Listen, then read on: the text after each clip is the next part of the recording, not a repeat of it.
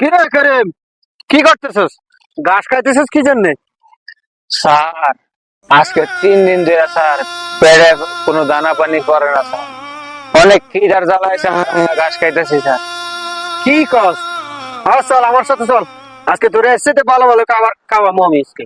Sir আমার লগে sir আমার বউ আছে স্যার। সমস্যা নাই, তোর বউয়ের সঙ্গে লইয়া চল। স্যার হ্যাঁ, আর একটা সমস্যা আছে স্যার। আচ্ছা কি সমস্যা বল? স্যার আমার ঘরে 4-5টা আছে ছেলে মেয়ে আছে স্যার। সমস্যা নাই, সবাই নিয়ে চল।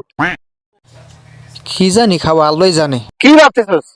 স্যার হ্যাঁ, এত কিছু আমরা খাওয়াবেন, এত টাকা পয়সা খরচ হইব, এত টাকা পয়সা পাইবেন কই স্যার?